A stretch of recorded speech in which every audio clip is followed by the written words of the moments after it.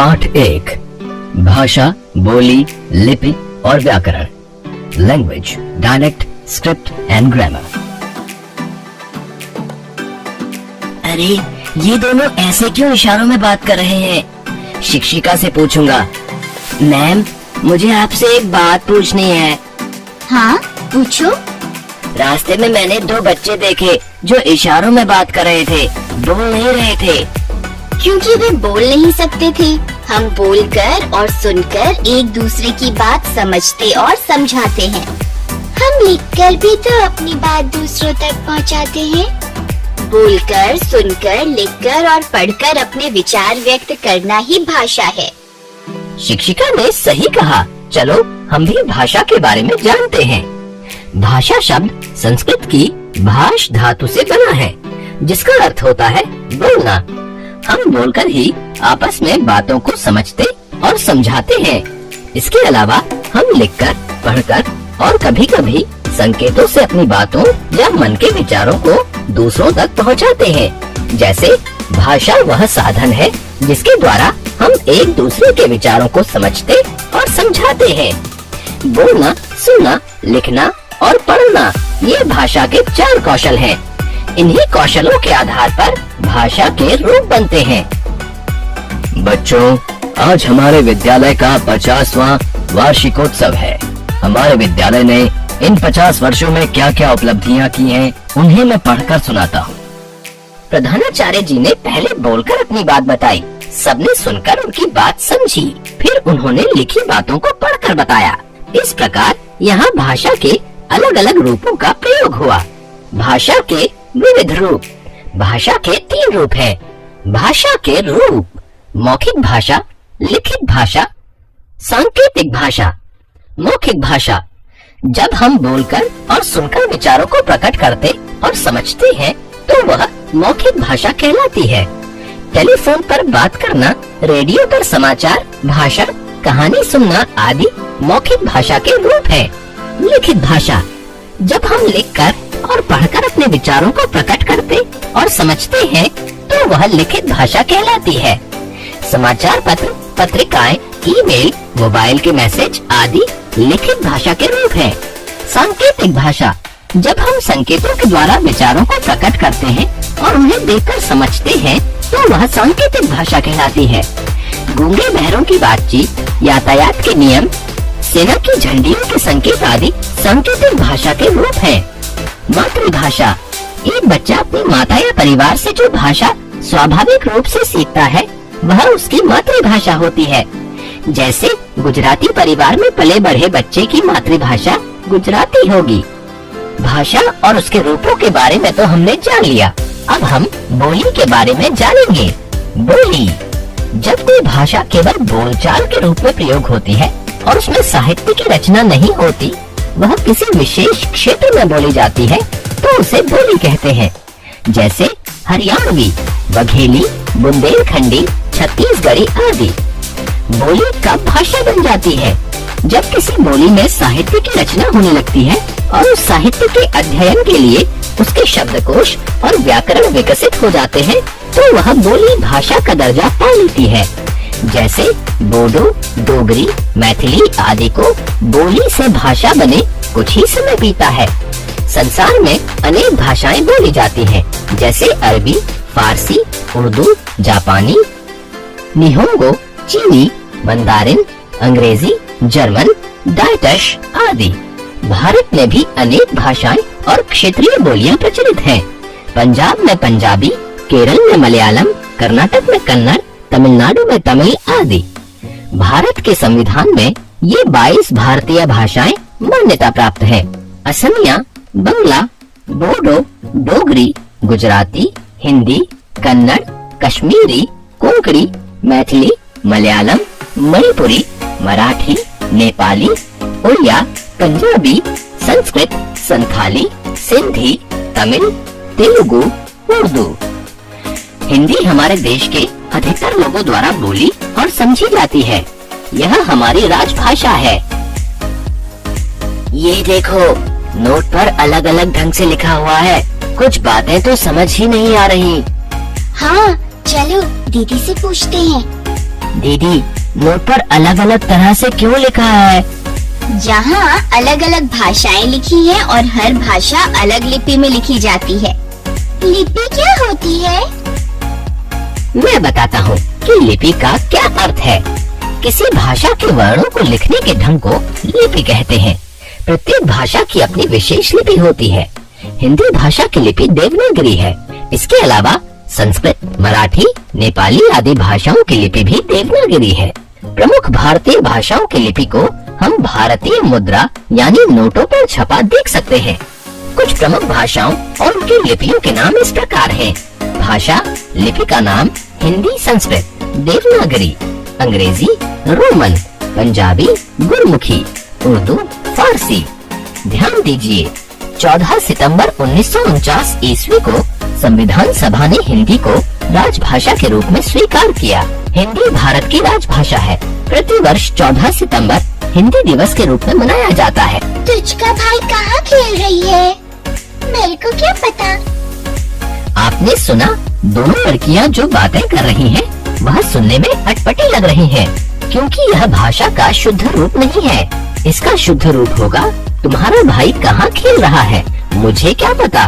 प्रत्येक भाषा के कुछ नियम होते हैं। इन नियमों का पालन करने से ही भाषा शुद्ध होती है। व्याकरण हमें इन नियमों की जानकारी देता है। भाषा के शुद्ध रूप का ज्ञान व्याकरण द्वारा ही होता है। अतः हम कह सकते हैं, व्याकरण वह शास्त्र है जो भाषा के शुद्ध रूप का ज्ञान कराता है। अतः हम कह सकते हैं कि व्याकरण का ज्ञान न होने से भाषा के प्रयोग में अनेक प्रकार की अशुद्धियाँ होती हैं। भाषा के शुद्ध प्रयोग के लिए व्याकरण का ज्ञान होना बहुत जरूरी है। याद रखें, भावों और विचारों के आदान प्रदान का माध्यम भाषा कहलाता है। बोलना, सुनना, लिखना और पढ़ना, ये भाषा के 4 कौशल हैं।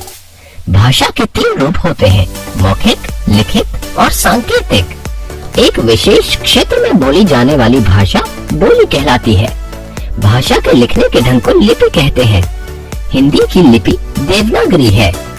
14 सितंबर 1949 ईस्वी को संविधान सभा ने हिंदी को राजभाषा के रूप में स्वीकार किया। प्रति वर्ष 14 सितंबर को हिंदी दिवस मनाया जाता है।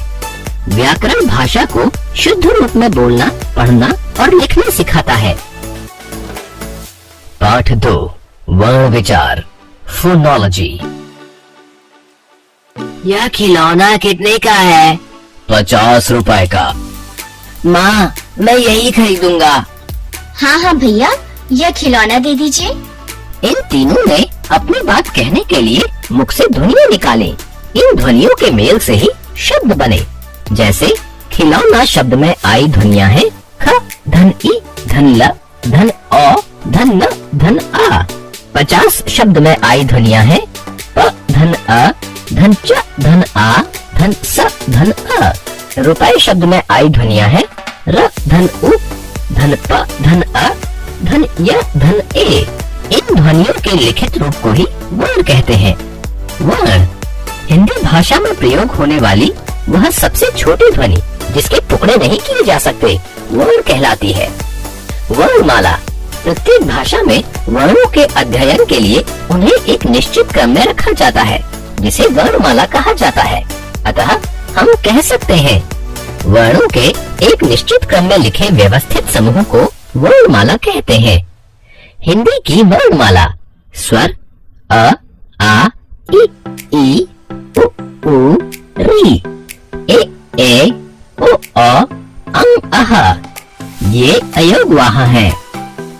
क, ख, ग, घ, ङ, च, छ, ज, झ, ङ, ट, ठ, ड, ढ, ण, त, थ, द, ध, न, प, फ, ब, भ, म, य, र, ल, व, श, श, स, ह, क्ष, त्र, ज्ञ, श। संयुक्त व्यंजन र, ढ़, आ, ज, फ। आगत गृहीत ध्वनियाँ अंग, अनुसार और अह विसर्ग कहलाते हैं। अनुसार को बिंदु से दिखाते हैं। ण, अंग, ण, न, म। पंचम वर्णों के लिए भी अनुस्वार का प्रयोग होता है। ढ़, ढ़ अन्य वर्ण है, इनसे कोई शब्द शुरू नहीं होता। अ, ज, फ दूसरी भाषाओं से आई ध्वनियाँ हैं। अंग को अनुनासिक कहते हैं। अनुनासिक को चंद्र बिंदु से दिखाते हैं। वर्णों के दो मुख्य भेद होते हैं। वर्णों के भेद: स्वर, व्यंजन। स्वर, ये वर्ण अपने आप में स्वतंत्र होते हैं। इन्हें बोलते समय मुख से निकलने वाली वायु बिना किसी रुकावट के बाहर निकलती है। इन्हें बोलने में किसी अन्य वर्ण की सहायता नहीं लेनी पड़ती। हिंदी वर्णमाला में कुल 11 स्वर हैं। स्वरों के 3 भेद होते हैं। स्वर के भेद: ह्रस्व स्वर, दीर्घ स्वर, प्लुत स्वर। ह्रस्व स्वर, इनके उच्चारण में सबसे कम समय लगता है। इन्हें मूल स्वर भी कहते हैं। ये संख्या में 4 होते हैं: अ, इ, उ, रि। दीर्घ स्वर, इनके उच्चारण में ह्रस्व स्वरों से दुगना समय लगता है। ये संख्या में 7 होते हैं: आ, ई, उ, ए, ओ, औ। प्लुत स्वर, इनके उच्चारण में ह्रस्व स्वरों से 3 गुना या उससे अधिक समय लगता है। प्लुत स्वरों को दिखाने के लिए उनके बाद 3 लिखते हैं। जैसे ओम में ओ प्लुत स्वर है। किसी को पुकारते समय भी प्लुत स्वर का प्रयोग करते हैं। इसके लिए प्रायः 2 या उससे अधिक अवग्रह चिन्ह का प्रयोग किया जाता है। जैसे राम या राम। स्वर और उनकी मात्राएं: हिंदी में स्वर 2 प्रकार से लिखे जाते हैं। मूल रूप से मात्रा के रूप में अ, आ, इ, उ, रि, ए, ओ, औ। मात्रा: व्यंजनों के साथ स्वरों का जो रूप या चिन्ह प्रयोग किया जाता है उसे मात्रा कहते हैं। अ को छोड़कर प्रत्येक स्वर की अपनी एक मात्रा होती है। हिंदी वर्णमाला के प्रत्येक व्यंजन में सामान्य रूप में अ स्वर मिला रहता है, इसलिए उसकी अलग से कोई मात्रा नहीं होती। सभी स्वर, उनकी मात्राएं और उनके प्रयोग इस प्रकार हैं। स्वर, मात्रा, मात्रा प्रयोग, मूल रूप में प्रयोग: अ कोई मात्रा नहीं। कमल, अनार। आ, कान, आम। इ, किताब, इमली। ई, कील, ईख। उ, कुत्ता, उल्लू। ऊ, कूप, ऊन। रि, कृषक, ऋषि। ए, केला, एड़ी। ए, कैदी, ऐनक। ओ, ओट, ओखली। औ, कौवा, औरत। अनुस्वार, इसका उच्चारण मुख्यतः नाक से होता है। जैसे अंश, हंस, गंगा, कंधा आदि। अनुनासिक, यह स्वरों का ही एक रूप है। इसमें स्वरों का उच्चारण नाक और मुंह दोनों से होता है। जैसे अंगूठी, हंस, गवार आदि। विसर्ग, इसका प्रयोग सदैव स्वरों के बाद होता है और उच्चारण बहुत कुछ ह की तरह होता है। जैसे प्रातः, प्रायः आदि। र के साथ उ तथा उ की मात्राएं बिल्कुल अलग तरह से लगती हैं। उ की मात्रा: रुपया, रुचि, सुचारू आदि। उ की मात्रा: रूप, स्वरूप, गवारू, रूर आदि। व्यंजन, व्यंजन स्वरों की तरह स्वतंत्र नहीं होते। इनको बोलते समय मुख से निकलने वाली वायु किसी न किसी स्थान पर अवश्य रुकती है। इनको बोलने में स्वरों की सहायता लेनी ही पड़ती है। व्यंजनों का सामान्य रूप के अलावा 2 अन्य रूपों में भी प्रयोग किया जाता है: संयुक्त व्यंजन के रूप में, द्वित्व व्यंजन के रूप में, संयुक्त व्यंजन के रूप में। जब एक स्वर रहित व्यंजन असमान स्वर युक्त व्यंजन से मिलकर एक नए रूप में प्रयोग होता है तो वह संयुक्त व्यंजन कहलाता है। जैसे क्ष, त्र, ज्ञ, श्र। इन 4 व्यंजनों के अलावा भी कुछ संयुक्त व्यंजन और होते हैं, जिनमें से कुछ इस प्रकार हैं। जैसे श धन्य, श अवश्य। व धन्य, व्य द्रव्य। छ धन छ, च अच्छा। स धन त, स्त पुस्तक। त धन्य, त्य त्यागी। स धन व, स्व स्वामी। न धन्य, न्य अन्य। प धन्य, प्य प्यासा। त धन थ, तिथ पत्थर। पत्थर। द्वित्व व्यंजन के रूप में जब एक ही व्यंजन का दो बार एक साथ प्रयोग किया जाता है तो वह द्वित्व व्यंजन कहलाता है। द्वित्व व्यंजन में पहला व्यंजन स्वर रहित और दूसरा स्वर सहित होता है, जैसे क धन अ धन च धन आ बराबर कच्चा। द्वित्व व्यंजन च स्वर रहित च धन आ स्वर के साथ। द्वित्व व्यंजनों के कुछ उदाहरण इस प्रकार हैं: गड्डी, बिल्ली, गन्ना, चक्का। र के विभिन्न रूप। 4 रूपों में र का प्रयोग किया जाता है। सामान्य रूप में स्वर सहित र अपने सामान्य रूप में इस प्रकार लिखा जाता है, जैसे रत्न, कर, भारत आदि। ऊपर लगने वाली मात्रा के रूप में जब र स्वर रहित होता है तो आगे वाले व्यंजन के ऊपर मात्रा के रूप में लगता है, जैसे क धन र धन म कर्म, ध धन र धन म धर्म, प धन र धन व धन त पर्वत। व्यंजन के नीचे मात्रा के रूप में जब र खड़ी पाई वाले स्वर रहित व्यंजन के साथ जुड़ता है तो खड़ी पाई के साथ खड़ी पाई के व्यंजन के नीचे के भाग में हलंत के रूप में लगता है, जैसे क धन र धन म क्रम, क धन र धन श धन न प्रश्न, द धन र धन व द्रव। ट वर्ग के साथ मात्रा के रूप में जब र स्वर रहित ट ठ ड ढ व्यंजनों के साथ जुड़ता है तो उसका रूप इस प्रकार बनता है। यह रूप अन्य व्यंजनों के साथ नहीं लगता है, जैसे ट धन र धन क ट्रक, ट धन रा धन म ट्राम, ड धन र धन म ड्रम। वर्ण विच्छेद। जिस प्रकार सिमरन अपने बैग में से सभी वस्तुएं निकालकर अलग अलग रख रही है, उसी प्रकार जब हम किसी शब्द के वर्णों को अलग अलग करके रखते हैं तो वह वर्ण विच्छेद कहलाता है, जैसे शब्द। वर्ण विच्छेद भवन, भ धन अ धन व धन अ धन न धन अ। बिलाव, ब धन ई धन ल धन आ धन व धन अ। घंटी, घ धन अ धन न धन त धन ई। रोटी, र धन ओ धन ट धन ई। ट्रक, ट धन र धन अ धन क धन अ। पैर, प धन ए धन र धन अ। विद्या, व धन ई धन द धन य धन आ।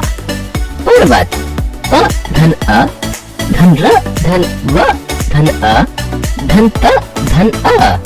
अतः हम कह सकते हैं किसी शब्द के वर्णों को अलग अलग करके लिखने को वर्ण विच्छेद कहते हैं। याद रखें, सबसे छोटी ध्वनि वर्ण कहलाती है। वर्ण भाषा की सबसे छोटी इकाई है। वर्णों के क्रमबद्ध व्यवस्थित समूह को वर्णमाला कहते हैं। वर्णों के 2 मुख्य भेद होते हैं, स्वर और व्यंजन। स्वरों के 3 भेद होते हैं, ह्रस्व, दीर्घ और प्लुत। अंग तथा अह अयोगवाह कहलाते हैं। 2 व्यंजनों के मेल से बने व्यंजन संयुक्त व्यंजन कहलाते हैं। हिंदी के 4 मुख्य संयुक्त व्यंजन हैं, क्ष, त्र, ज्ञ, श्र। 2 समान व्यंजनों के मेल से बने व्यंजन द्वित्व व्यंजन कहलाते हैं। स्वरों के व्यंजनों के साथ प्रयुक्त होने वाले चिन्हों को मात्रा कहते हैं। शब्द के वर्णों को अलग अलग करना वर्ण विच्छेद कहलाता है। र का प्रयोग 4 अलग अलग रूपों में होता है। पाठ 3 शब्द विचार मोर्फोलॉजी। उमड़ घुमड़ कर आते बादल, गरज बरस कर आते बादल, काले काले भूरे पीले, कितना हमें डराते बादल। बच्चों को कितना मजा आ रहा है बारिश में। बच्चों ने जो कविता गाई उसमें अलग अलग वर्णों का मेल हुआ है। वर्णों का यह मेल शब्द कहलाता है। इसका अर्थ यह है कि वर्णों के सार्थक समूह को शब्द कहते हैं। शब्द के भेद। हिंदी में 4 अलग अलग आधारों पर शब्दों के अलग अलग भेद होते हैं। ये आधार है अर्थ के आधार पर शब्द भेद, रचना या बनावट के आधार पर शब्द भेद, स्रोत यानी उत्पत्ति के आधार पर शब्द भेद, व्याकरणिक प्रयोग के आधार पर शब्द भेद, अर्थ के आधार पर शब्द भेद। अर्थ के आधार पर शब्दों के 4 मुख्य भेद होते हैं। एकार्थक शब्द, अनेकार्थक शब्द, समानार्थक या पर्यायवाची शब्द, विपरीतार्थक शब्द। एकार्थक शब्द, जिन शब्दों का एक ही अर्थ होता है उन्हें एकार्थक शब्द कहते हैं, जैसे मेज, गाय आदि। अनेकार्थक शब्द, जिन शब्दों के एक से अधिक अर्थ होते हैं उन्हें अनेकार्थक शब्द कहते हैं, जैसे दंड, डंडा, जुर्माना, बांस का टुकड़ा। समानार्थक या पर्यायवाची शब्द, जिन शब्दों का अर्थ एक समान होता है उन्हें समानार्थक शब्द कहते हैं, जैसे भूमि, भू, धरा, धरती, पृथ्वी।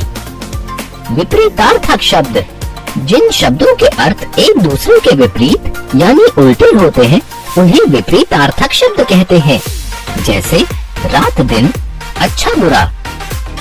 रचना या बनावट के आधार पर शब्द भेद। बनावट के आधार पर शब्दों के 3 भेद होते हैं। मूल या रूढ़ शब्द, यौगिक शब्द, योग रूढ़ शब्द। मूल या रूढ़ शब्द, जिन शब्दों के टुकड़े नहीं किए जा सकते और जो शब्द परंपरा से किसी विशेष अर्थ में प्रयुक्त होते हैं उन्हें मूल या रूढ़ शब्द कहते हैं, जैसे घर, सूरज, दिन। यौगिक शब्द, जो शब्द 2 या 2 से अधिक शब्दों को जोड़ने से बनते हैं उन्हें यौगिक शब्द कहते हैं, जैसे सेना, धनपति, सेनापति। अपधनमान, अपमान, राज धन कुमार, राजकुमार, रसोई धन घर, रसोई घर आदि। योग रूढ़ शब्द, जो शब्द 2 या 2 से अधिक शब्दों के मेल से बनते हैं किंतु ये किसी एक अर्थ में ही प्रयोग होते हैं उन्हें योग रूढ़ शब्द कहते हैं, जैसे जलज, जलधन जल, अर्थात जल में उत्पन्न हुआ।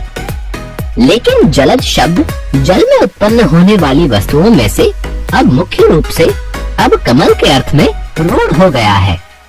चारपाई, नीलकंठ, गिरधर, चिड़ियाघर आदि शब्द योग रूढ़ शब्द हैं।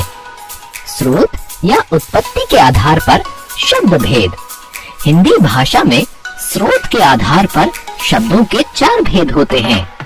तत्सम शब्द, तद्भव शब्द, देशज शब्द, विदेशी शब्द। तत्सम शब्द, संस्कृत भाषा के जो शब्द हिंदी भाषा में बिना किसी बदलाव के ज्यों के त्यों प्रयोग किए जाते हैं उन्हें तत्सम शब्द कहते हैं, जैसे जिह्वा, दुग्ध, पक्षी, घट, सूर्य, चंद्रमा आदि। तद्भव शब्द, संस्कृत भाषा के जो शब्द थोड़े बदलाव के साथ हिंदी में प्रयोग किए जाते हैं उन्हें तद्भव शब्द कहते हैं, जैसे जीभ, दूध, पंछी, घड़ा, सूरज, चांद आदि। नीचे कुछ तत्सम शब्द और उनके तद्भव रूप दिए गए हैं।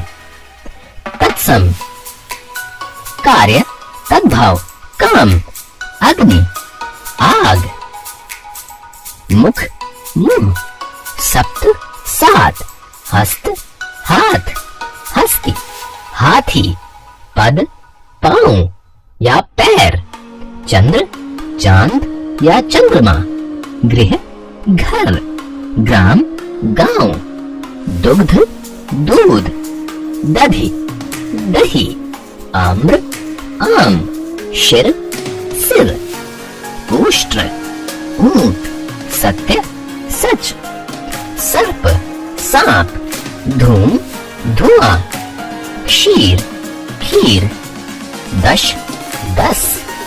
देशज शब्द, जो शब्द देश के विभिन्न भागों में प्रचलित आम बोलचाल की भाषा से हिंदी में आ गए हैं उन्हें देशज शब्द कहते हैं, जैसे खिड़की, चुन्नी, खटिया, लोटा आदि। विदेशी शब्द, विदेशी भाषाओं के जो शब्द हिंदी में प्रयोग किए जाने लगे हैं उन्हें विदेशी शब्द कहते हैं, जैसे पेन, कार, बैंक, डॉक्टर, वकील आदि। व्याकरणिक प्रयोग के आधार पर शब्द भेद। वाक्यों में शब्दों के व्याकरणिक प्रयोग के आधार पर शब्दों के दो मुख्य भेद होते हैं, विकारी शब्द, अविकारी शब्द। विकारी शब्द जिन शब्दों में लिंग, वचन, कारक आदि के कारण विकार यानी परिवर्तन आ जाता है उन्हें विकारी शब्द कहते हैं। विकारी शब्द 4 प्रकार के होते हैं, संज्ञा, सर्वनाम, विशेषण, क्रिया।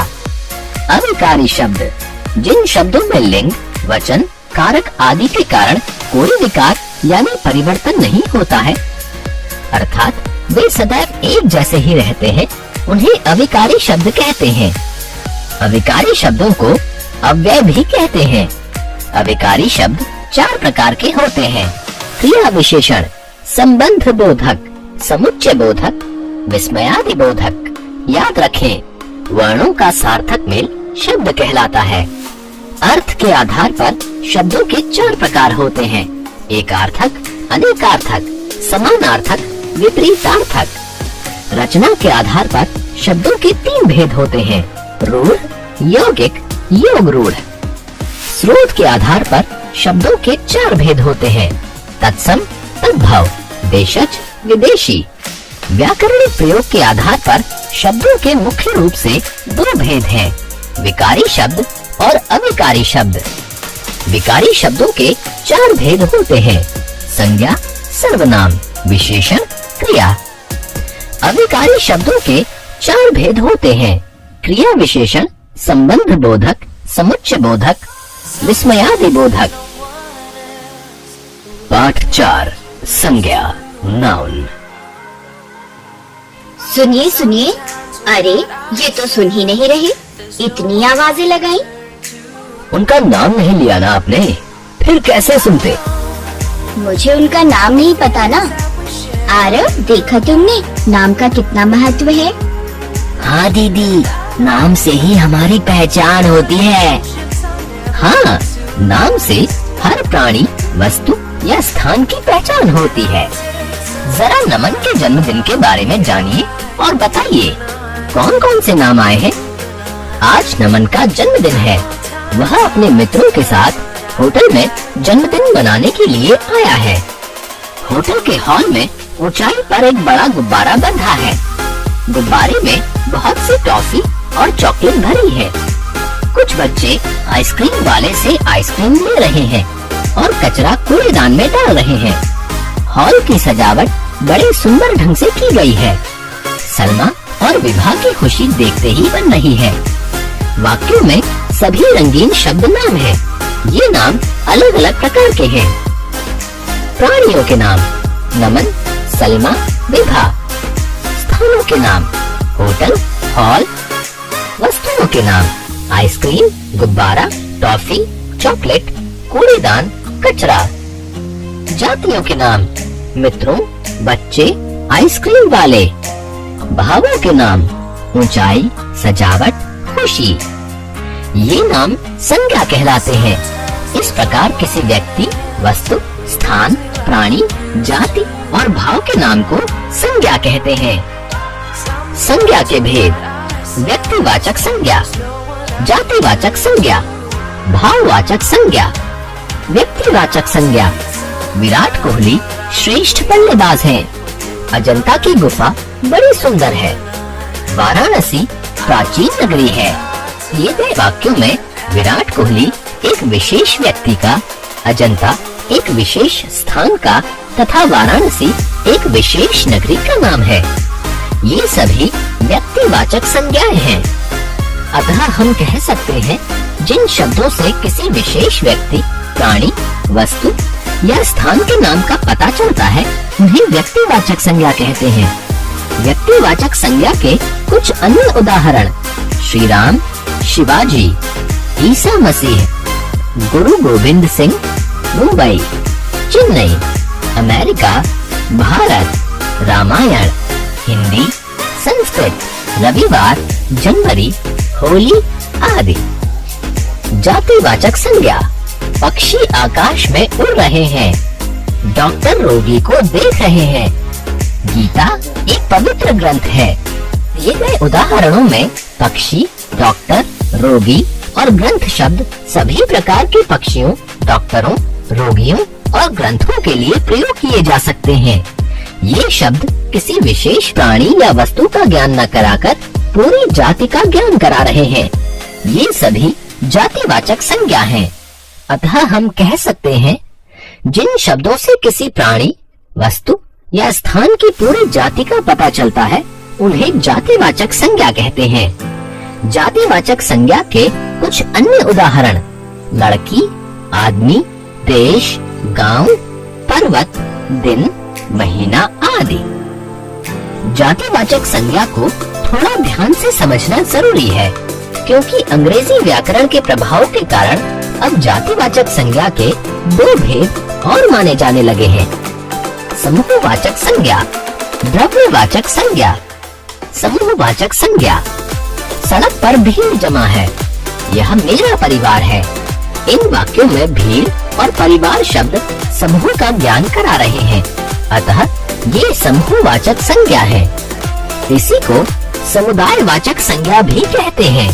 अतः हम कह सकते हैं, जो शब्द किसी समूह या समुदाय का ज्ञान कराते हैं, उन्हें समूहवाचक या समुदायवाचक संज्ञा कहते हैं।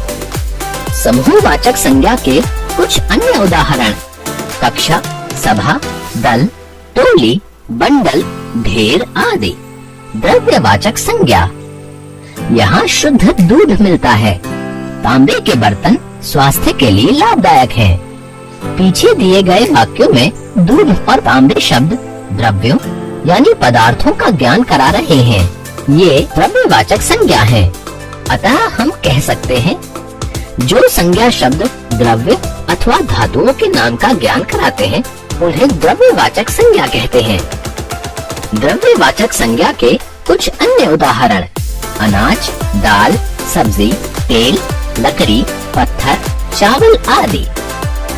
भाववाचक संज्ञा, आज बड़ी गर्मी है। प्रेम और अहिंसा गांधी जी के मुख्य आदर्श थे। इन वाक्यों में गर्मी, प्रेम और अहिंसा भावों के नाम हैं। इन्हें न तो हम देख सकते हैं और न ही छू सकते हैं। इन्हें केवल अनुभव किया जा सकता है। ये सभी भाववाचक संज्ञा हैं। अतः हम कह सकते हैं, जिन शब्दों से किसी प्राणी या वस्तु के गुण धर्म, दशा, अवस्था, भाव या स्वभाव का ज्ञान होता है, उन्हें भाववाचक संज्ञा कहते हैं। भाववाचक संज्ञाएं बनाना। कुछ शब्द मूल रूप में भाववाचक संज्ञा होते हैं, जैसे सत्य, दया, अहिंसा आदि।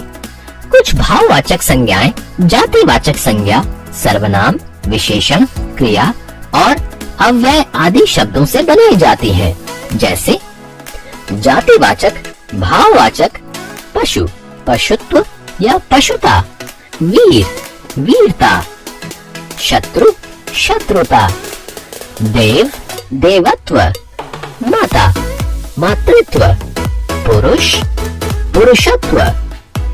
सर्वनाम से भाववाचक संज्ञा। सर्वनाम भाववाचक निज, निजत्व, निजता, अपना, अपनापन या अपनत्व, मम, ममत्व या ममता, सम, समता, अहम, अहंकारिता। विशेषण से भाववाचक संज्ञा बनाना। विशेषण भाववाचक शील, शीलता, सज्जन, सज्जनता, ठंडा, ठंडक, एक, एकता, गोल, गोलाई, डरपोक, डर, लघु, लघुता। क्रिया से भाववाचक संज्ञा बनाना। क्रिया भाववाचक रोना, रुलाई, पालना, पालन, ढलना, ढलान, देना, दान, कूटना, कुटाई, उड़ना, उड़ान। अव्यय से भाववाचक संज्ञा बनाना।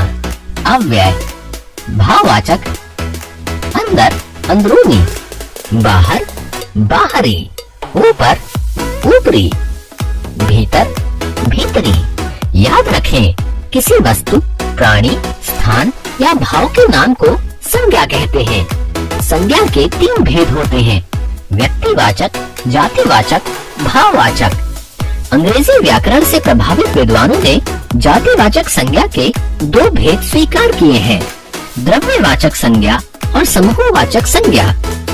भाववाचक संज्ञाएं जातिवाचक संज्ञा, सर्वनाम, विशेषण, क्रिया और अव्यय शब्दों से भी बनाई जाती हैं। पाठ 5 शब्दों के विकारक तत्व, लिंग, डिक्लेंशन ऑफ वर्ड्स, जेंडर। अरे सेठ, नौकर पर इतना क्रोध क्यों कर रहे हैं? क्यों क्रोध ना करो? नौकरानी ने सेठानी के कपड़े गंदे कर दिए। तो इसमें इसका क्या कसूर है? फर्श पर पानी इसी ने तो गिराया था, जिससे वो फिसल गई और कपड़े गंदे हो गए। सेठ जी का इतना गुस्सा करना उचित नहीं है। आप बताइए, इस दृश्य में ये नाम सुने: सेठ, सेठानी, नौकर, नौकरानी। इसमें सेठ और नौकर शब्द पुरुष जाति के होने का बोध करा रहे हैं, जबकि सेठानी और नौकरानी शब्द स्त्री जाति के होने का बोध करा रहे हैं। ये शब्द लिंग कहलाते हैं। शब्द के जिस रूप से यह पता चलता है कि वह पुरुष जाति का है या स्त्री जाति का, उसे लिंग कहते हैं। लिंग के भेद। हिंदी में लिंग के 2 भेद होते हैं: पुल्लिंग, स्त्रीलिंग। पुल्लिंग, जो शब्द पुरुष जाति का ज्ञान कराते हैं वे पुल्लिंग कहलाते हैं, जैसे लड़का, पिता, माली, बेटा, भाई आदि। पुल्लिंग शब्दों के कुछ अन्य उदाहरण: हिरन, मोर, पुरुष, बैल, थैला, गेहूं, बाजार, फल, छात्र आदि। स्त्रीलिंग, जो शब्द स्त्री जाति का ज्ञान कराते हैं वे स्त्रीलिंग कहलाते हैं, जैसे लड़की, माता, मालिन, बेटी, बहन आदि। स्त्रीलिंग शब्दों के कुछ अन्य उदाहरण: हिरनी, मोरनी, स्त्री, गाय, थैली, पैट, सब्जी, छात्रा आदि। लिंग के अनुसार क्रिया का रूप परिवर्तन। संज्ञा या सर्वनाम शब्दों के लिंग बदल जाने पर वाक्य की क्रिया भी लिंग के अनुसार बदल जाती है, जैसे पिताजी खाना खा रहे हैं, धोबी कपड़े धो रहा है, माताजी खाना खा रही हैं, धोबिन कपड़े धो रही है। यहाँ पिताजी और धोबी पुल्लिंग शब्द हैं, इसलिए इनके साथ क्रिया के पुल्लिंग रूप खा रहे हैं और धो रहा है प्रयोग हुए हैं। माताजी और धोबिन इनके स्त्रीलिंग शब्द हैं, इसलिए इनके साथ क्रिया के स्त्रीलिंग रूप खा रही है और धो रही है प्रयोग हुए हैं। ध्यान दीजिए, कुछ संज्ञा शब्द स्त्री और पुरुष जाति के लिए समान रूप से प्रयोग किए जाते हैं, जैसे प्रधानमंत्री, राष्ट्रपति, डॉक्टर, मंत्री, इंजीनियर, खिलाड़ी आदि। नित्य लिंग के रूप में प्रयुक्त होने वाले जीवों के नाम में पुल्लिंग और स्त्रीलिंग शब्दों की पहचान नर तथा मादा लगाकर की जाती है, जैसे नर खरगोश, मादा खरगोश, नर कोयल, मादा कोयल। बेजान वस्तुओं का भी लिंग होता है, उनका क्रिया के साथ प्रयोग करके निश्चित किया जाता है कि वे पुल्लिंग हैं या स्त्रीलिंग, जैसे वहाँ मेज रखी है, पानी आ गया। नित्य पुल्लिंग शब्द, जो शब्द सदैव पुल्लिंग होते हैं उन्हें नित्य पुल्लिंग शब्द कहते हैं। निम्नलिखित शब्द नित्य पुल्लिंग होते हैं: दिनों के नाम: सोमवार, मंगलवार, बुधवार, बृहस्पतिवार, शुक्रवार, शनिवार, रविवार। महीनों के नाम: जनवरी, फरवरी, मार्च, अप्रैल, मई, जून, जुलाई आदि। समुद्रों के नाम: हिंद महासागर, अटलांटिक महासागर, प्रशांत महासागर आदि। पेड़ों के नाम: पीपल, बरगद, आम, जामुन, नीम, शीशम आदि। पर्वतों के नाम: हिमालय, विंध्याचल, अरावली, सतपुड़ा, नीलगिरी आदि। देशों के नाम: भारत, रूस, नेपाल, भूटान, अमेरिका, ब्रिटेन, चीन आदि। पुल्लिंग शब्दों की पहचान। प्रायः जिन शब्दों के अंत में अ, आ, पा, पन, अक आदि जुड़े होते हैं वे पुल्लिंग शब्द होते हैं, जैसे बालक, छात्र, बच्चा, पक्का, मीठा, बुढ़ापा, छुटपन, बचपन, नायक, गायक, पाठक आदि। तो जीव जंतुओं में जिनके नाम नित्य पुल्लिंग या नित्य स्त्रीलिंग होते हैं, उनके लिंग परिवर्तन के लिए उनके नाम के साथ नर या मादा शब्द लगाते हैं, जैसे कोयल नित्य स्त्रीलिंग नर कोयल, मक्खी नर मक्खी, मच्छर नित्य पुल्लिंग मादा मच्छर, कौवा मादा कौवा आदि। संस्कृत के मान और वान प्रत्ययों वाले शब्द पुल्लिंग होते हैं, जैसे बुद्धिमान, श्रीमान, गुणवान, बलवान आदि। पति अंत वाले शब्द प्रायः पुल्लिंग होते हैं, जैसे भूपति, सेनापति, धनपति आदि। नित्य स्त्रीलिंग शब्द, जो शब्द सदैव स्त्रीलिंग होते हैं उन्हें नित्य स्त्रीलिंग शब्द कहते हैं। निम्नलिखित शब्द नित्य स्त्रीलिंग होते हैं। भाषाओं के नाम हिंदी, संस्कृत, उड़िया, मराठी, पंजाबी, अंग्रेजी, जापानी आदि। भावों के नाम दया, खुशी, सच्चाई, चिंता, करुणा आदि। लिपियों के नाम देवनागरी, रोमन, गुरुमुखी आदि। नदियों के नाम गंगा, सरस्वती, कावेरी, सिंधु, झेलम, रावी, ताप्ती, नर्मदा आदि। स्त्रीलिंग शब्दों की पहचान। प्रायः जिन शब्दों के अंत में आ, ई, इया, इका, आइन, आनी, इन आदि शब्द जुड़े होते हैं वे स्त्रीलिंग होते हैं, जैसे बालिका, छात्रा, बच्ची, पक्की, बंदरिया, चूहिया, गुड़िया, ठकुराइन, चौधराइन, नौकरानी, देवरानी, मालकिन, नागिन, धोबिन आदि। नित्य पुल्लिंग शब्दों के स्त्रीलिंग में मादा शब्द जुड़ा होता है। मादा मच्छर, मादा कौवा, मादा तोता, मादा भालू आदि। संस्कृत के मति, वति प्रत्ययों वाले शब्द स्त्रीलिंग होते हैं, जैसे बुद्धिमती, श्रीमती, गुणवती, बलवती आदि। ता प्रत्यय वाले शब्द प्रायः स्त्रीलिंग होते हैं, जैसे लघुता, गुणता, सुंदरता आदि। लिंग बदलने के कुछ नियम। पुल्लिंग से स्त्रीलिंग बनाने के कुछ नियम निम्नलिखित हैं। शब्दों के अंतिम आ को ई करके। पुल्लिंग, स्त्रीलिंग, मुर्गा, मुर्गी, घोड़ा, घोड़ी, बकरा, बकरी, छोटा, छोटी, सखा, सखी। शब्दों के अंत में नी लगाकर। पुल्लिंग, स्त्रीलिंग, भील, भीलनी, शेर, शेरनी। शब्दों के अंतिम आ को इया करके। पुल्लिंग, स्त्रीलिंग, डिब्बा, डिबिया, चिड़ा, चिड़िया। शब्दों के अंत में आइन लगाकर।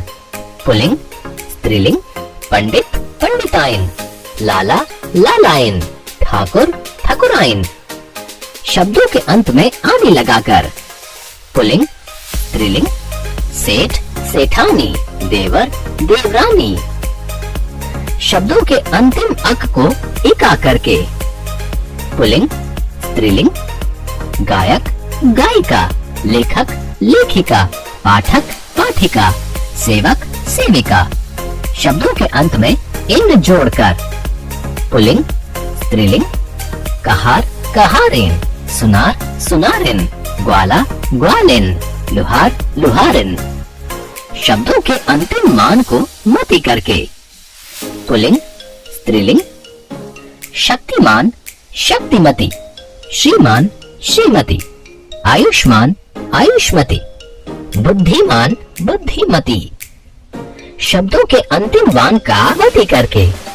पुल्लिंग, स्त्रीलिंग, रूपवान, रूपवती, गुणवान, गुणवती, बलवान, बलवती, भाग्यवान, भाग्यवती। कुछ संज्ञा शब्दों के स्त्रीलिंग उनसे बिल्कुल अलग होते हैं, जैसे पुल्लिंग, स्त्रीलिंग, भाई बहन, पिता माता, आदमी औरत, सम्राट साम्राज्ञी, पति पत्नी, बैल गाय, राजा रानी, फूफा बुआ। याद रखें, स्त्री या पुरुष जाति का ज्ञान कराने वाले शब्द रूपों को लिंग कहते हैं। संज्ञा, सर्वनाम, क्रिया और विशेषण शब्दों में लिंग के कारण परिवर्तन हो जाता है। लिंग दो प्रकार के होते हैं, पुल्लिंग, स्त्रीलिंग। कुछ शब्द नित्य पुल्लिंग और कुछ नित्य स्त्रीलिंग होते हैं। संज्ञा और सर्वनाम का लिंग बदलने पर क्रिया का रूप भी बदल जाता है। पाठ 6 शब्दों के विकारक तत्व। वचन, डेक्लेंशन ऑफ वर्ड्स। नंबर। मामा जल्दी चलो। क्या हुआ? गली में एक गाय को अनेक बच्चे तंग कर रहे हैं। हाँ चलो। उसके साथ उसका एक बछड़ा भी है। बच्चों, गाय को तंग क्यों कर रहे हो? चलो भागो यहाँ से। हम तो खेल रहे हैं। पशु पक्षियों को सताकर खेलना गलत बात है। हाँ, हम सभी को पशु पक्षियों से प्रेम करना चाहिए। चेतना और उसकी मम्मी ने जो बात की, उनमें गाय, बछड़े और बच्चों की संख्या का पता चल रहा है। गाय और बछड़ा संख्या में एक हैं तथा बच्चे अनेक हैं। वस्तुओं और प्राणियों की संख्या बताने वाले ये शब्द रूप वचन कहलाते हैं। इस प्रकार शब्द के जिस रूप से उसके एक या अनेक होने का पता चलता है, उसे वचन कहते हैं। हिंदी में वचन के दो भेद होते हैं। एक वचन, शब्द के जिस रूप से वस्तुओं के संख्या में एक होने का पता चलता है, उसे एक वचन कहते हैं।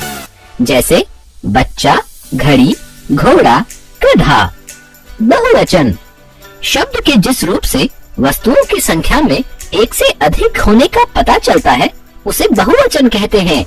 जैसे बच्चे, घड़ियां, घोड़े, गधे। ध्यान दीजिए, द्रव्यवाचक एवं भाववाचक संज्ञाओं का प्रयोग हमेशा एक वचन में ही किया जाता है। जैसे घी, तेल, मिट्टी, लोहा, सोना, पीतल, आकाश, पानी, जनता, ममता, करुणा, दया, क्रोध आदि। कुछ शब्द हमेशा बहुवचन में ही प्रयोग किए जाते हैं। जैसे हस्ताक्षर, लोग, आंसू, प्राण आदि। आदर प्रकट करने के लिए एक वचन की जगह बहुवचन का प्रयोग किया जाता है। जैसे पहला, पिताजी सो रहे हैं। दूसरा, दादी जी बाजार गई हैं। तीसरा, मोदी जी अच्छा भाषण देते हैं। चौथा, शिक्षिका पढ़ा रही हैं। तुम शब्द की जगह उसके बहुवचन रूप तुम का प्रयोग किया जाता है। संज्ञा या सर्वनाम शब्दों के वचन बदल जाने पर उनके साथ प्रयोग किए जाने वाले विशेषण और क्रिया के रूपों में भी परिवर्तन हो जाता है। वचन परिवर्तन के कुछ नियम। पहला, स्त्रीलिंग शब्दों के अंतिम अ को ए करके। एक वचन, बहुवचन, चाल, चालें, सड़क, सड़कें, गेंद, गेंदें, गाय, गायें। दूसरा, पुल्लिंग शब्दों के अंतिम आ को अ करके। एक वचन, बहुवचन, कपड़ा, कपड़े, भेड़िया, भेड़िए, पंखा, पंखे। तीसरा, स्त्रीलिंग शब्दों के अंतिम ई को या करके। एक वचन, बहुवचन, मक्खी, मक्खियाँ, पहेली, पहेलियाँ, नदी, नदियाँ, सखी, सखियाँ, देवी, देवियाँ, बिजली, बिजलियाँ। चौथा, स्त्रीलिंग शब्दों के अंतिम आ के बाद ए जोड़कर। एक वचन, बहुवचन, कन्या, कन्याएं, कविता, कविताएं, बाला, बालाएं, सेना, सेनाएं, सभा, सभाएं, पाठशाला, पाठशालाएं। पांचवा, स्त्रीलिंग शब्दों के अंतिम या को या करके। एक वचन, बहुवचन, गुड़िया, गुड़िया, बिटिया, बिटिया, कुटिया, कुटिया। छठा, स्त्रीलिंग शब्दों के अंतिम उ, औ के बाद ए जोड़कर। एक वचन, बहुवचन ऋतु, ऋतुएं। बहु, बहुएं। गौ, गौएं। 7वां, पुल्लिंग शब्दों के अंत में गण, वृंद, वर्ग, जन, लोग जोड़कर एक वचन, बहुवचन अध्यापक, अध्यापक गण। बालक, बालक गण। पाठक, पाठक गण। मजदूर, मजदूर वर्ग। श्रोता, श्रोता वर्ग। आप लोग। गुरु, गुरुजन। भक्त, भक्तजन। साधक, साधक जन। छात्र, छात्र वृंद। गायक, गायक वृंद। कवि, कवि वृंद। प्रसर्गों के साथ शब्दों के रूप में परिवर्तन। हिंदी भाषा में ऐसे अनेक शब्द हैं जिनका एक वचन और बहुवचन में एक ही रूप होता है, किंतु वाक्य प्रयोग में उनके साथ ने, को प्रसर्ग लगने पर उनके बहुवचन रूपों में परिवर्तन हो जाता है। जैसे एक वचन, कवि कविता लिखता है। बहुवचन, कवि कविता लिखते हैं। प्रसर्गों से रूप परिवर्तन। कवियों ने कविता लिखी। साधु तप करता है, साधु तप करते हैं। साधुओं ने तप किया। छात्र पुस्तक पढ़ता है, छात्र पुस्तक पढ़ते हैं। छात्रों को पुस्तक पढ़ने दो। याद रखें, वचन से वस्तुओं की संख्या का पता चलता है। वचन दो प्रकार के होते हैं, एक वचन तथा बहुवचन। कुछ शब्द सदैव एक वचन में और कुछ शब्द सदैव बहुवचन में प्रयोग होते हैं। संज्ञा सर्वनामों के वचन बदलने पर उनके विशेषणों और क्रियाओं के भी वचन बदल जाते हैं। द्रव्यवाचक एवं भाववाचक संज्ञाओं का प्रयोग सदैव एक वचन में होता है। आदर देने के लिए एक वचन के स्थान पर बहुवचन का प्रयोग किया जाता है। पाठ 7, शब्दों के विकारक तत्व, कारक। डिक्लेंशन ऑफ वर्ड्स, केस। देखो हमारा है झंडा प्यारा, 3 रंगों का मेल सारा। रहे सदा ये झंडा ऊंचा, आकाश को रहे यह छूता। सदा करो तुम इसका मान, कभी न करना इसका अपमान। झंडा है यह देश की शान, बना रहे सदा ये महान। हमें अपने देश के झंडे का सदैव सम्मान करना चाहिए। इस गीत में आए रंगीन शब्द को देखिए। का, को, की। ये शब्द शब्दों को एक दूसरे से जोड़ रहे हैं। यदि इन शब्दों को हटा दें तो हमें यह नहीं पता चलेगा कि ये शब्द आपस में कैसे जुड़े हैं। शब्दों का आपस में संबंध जोड़ने वाले ये शब्द कारक हैं। अतः हम कह सकते हैं कि संज्ञा या सर्वनाम शब्दों के जिस रूप से वाक्य के दूसरे शब्दों के साथ उनके संबंध का पता चलता है उसे कारक कहते हैं। कारक के भेद। हिंदी में कारक के 8 भेद होते हैं। कर्ता कारक, कर्म कारक, करण कारक, संप्रदान कारक, अपादान कारक, संबंध कारक, अधिकरण कारक, संबोधन कारक।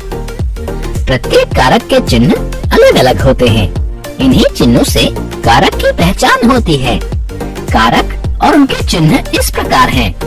कारक, विभक्ति चिन्ह, कर्ता, ने, कर्म, को, करण, से, के द्वारा, संप्रदान, के लिए, अपादान, से, संबंध, का, के, की, अधिकरण, ने, पर, संबोधन, हे, अरे। आइए प्रत्येक कारक के बारे में जानें। कर्ता कारक। संज्ञा के जिस रूप से कार्य करने वाले का पता चलता है उसे कर्ता कारक कहते हैं। इसका चिन्ह ने है। ने चिन्ह का प्रयोग भूतकाल में होता है, जैसे राम ने रावण को मारा, परविंदर ने झूला झूला। कर्म कारक। क्रिया के कार्य का फल जिस पर पड़ता है अथवा कर्ता जिसे सबसे अधिक चाहता है उसे कर्म कारक कहते हैं। इसका चिन्ह को है, जैसे सविता बाजार जाती है, भिखारी को यहाँ बुलाओ। विशेष अनेक स्थानों पर कर्म कारक का चिन्ह छिपा होता है, जैसे ऊपर बाजार के साथ को का प्रयोग नहीं हुआ है। करण कारक जिस साधन की सहायता से काम किया जाता है यानी क्रिया के साधन को करण कारक कहते हैं। इसका चिन्ह से है। जैसे मनिका चाकू से फल काटती है, कर्ण गेंद से खेल रहा है। संप्रदान कारक कर्ता जिसके लिए कोई कार्य करता है उसे संप्रदान कारक कहते हैं। इसके चिन्ह को तथा के लिए है। जैसे यह पुस्तक मोहन के लिए है, कुसुम ने भिखारी को पैसे दिए। अपादान कारक जहाँ कोई वस्तु किसी से अलग होती है अथवा किसी दूसरे से तुलना की जाती है तो जिससे वस्तु अलग होती है और जिससे तुलना की जाती है उन्हें अपादान कारक कहते हैं। इसका चिन्ह से होता है। जैसे पेड़ से पत्ते गिर रहे हैं, पार्थ नकुल से लंबा है। संबंध कारक जहाँ किसी वस्तु का दूसरी वस्तु से संबंध ज्ञात हो उसे संबंध कारक कहते हैं। इसके चिन्ह का, की, के, रा, री, रे आदि हैं। जैसे तिरंगा भारत की शान है, यह चित्र मेरी माँ का है। अधिकरण कारक क्रिया के होने के आधार को अधिकरण कारक कहते हैं। इसके चिन्ह में पर है। जैसे छत पर बालक खेल रहे हैं, माँ रसोई में है। संबोधन कारक जहाँ किसी को बुलाने का भाव हो उसे संबोधन कारक कहते हैं। इसके चिन्ह है, ओ, अरे आदि है। जैसे अरे नगमा इधर आओ, हे साधुओं यहाँ बैठो। याद रखें वाक्य में शब्दों का एक दूसरे से जो संबंध होता है उसे कारक कहते हैं। हिंदी में 8 कारक होते हैं। कर्ता कारक, कर्म कारक, करण कारक, संप्रदान कारक, अपादान कारक, संबंध कारक, अधिकरण कारक और संबोधन कारक। अनेक स्थानों पर कारक चिन्ह छिपे होते हैं। कारक चिन्हों का प्रयोग करने पर वाक्यों का रूप बदल जाता है। जैसे ने चिन्ह का प्रयोग सदैव भूतकाल में होता है। कारक चिन्हों का प्रयोग करने पर संज्ञा सर्वनाम शब्दों का रूप भी बदल जाता है। जैसे यह बच्चा सत्य बोलता है, इस बच्चे ने सत्य बोला।